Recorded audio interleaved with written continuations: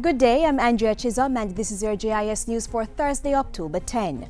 Prime Minister Portia Simpson-Miller leads a long list of persons expressing deep sadness at the passing of one of Jamaica's former deputy prime ministers. Seymour St. Edward Mullings, who served as deputy prime minister from 1993 to 2001, died Wednesday morning at age 82.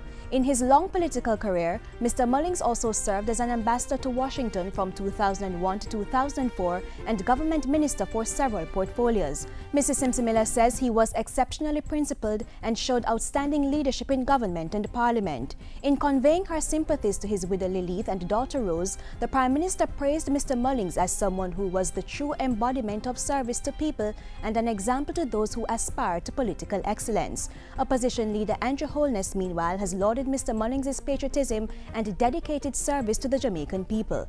Mr. Holness says Mr. Mullings' sharpness of mind and abiding commitment to nation building made it easy to work with him and has earned him an enviable place in the annals of public service and representational politics in Jamaica. Meanwhile, Foreign Affairs was one of the several portfolios held by Seymour Mullings while in government, and the current minister is remembering him as a gentle giant who will be missed by many persons across the board.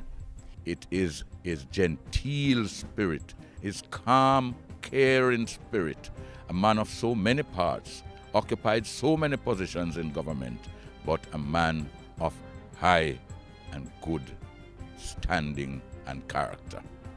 In addition to the portfolios of finance, health and local government, Seymour Mullings was also a Minister of Agriculture.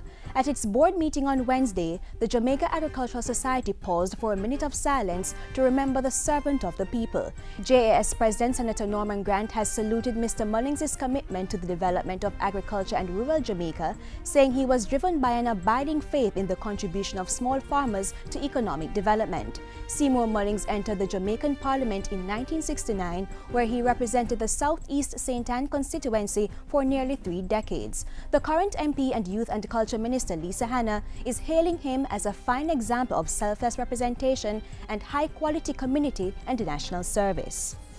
In other news, government is to consider assisting police officers with their legal defense if and when they are to account for their actions in the line of duty. This comes amidst the high legal costs faced by police officers when there's an investigation involving a controversial incident. The National Security Minister has asked the Police Commissioner to explore the possibility of changing a section of the Book of Rules so that the force can offer legal representation to its members.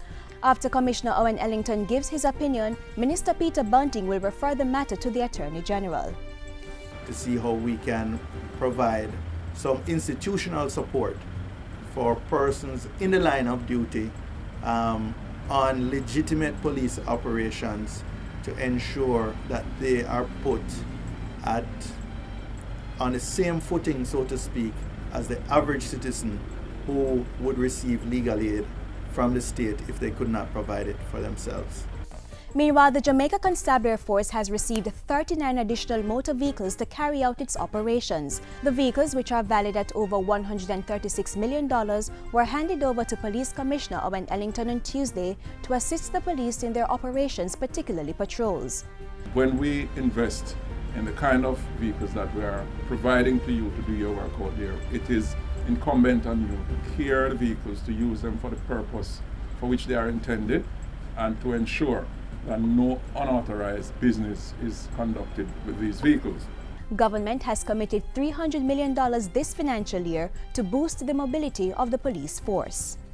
And finally, Jamaica's National Water Commission (NWC) has been declared the provider of the best-tasting drinking water in the Caribbean. The company was given the rating on Wednesday by a panel of water experts at the 22nd Annual Caribbean Water and Wastewater Association Conference and Exhibition held in Barbados. More than 25 regional water utilities were invited to submit samples of their best-tasting tap water for the competition. 8 water service providers, including the NWC, submitted water from their systems for the contest. The National Water Commission is receiving the title for the best-tasting drinking water the 2nd year in a row. And that's it for JIS News today. I'm Andrea Chisholm. Thank you for watching.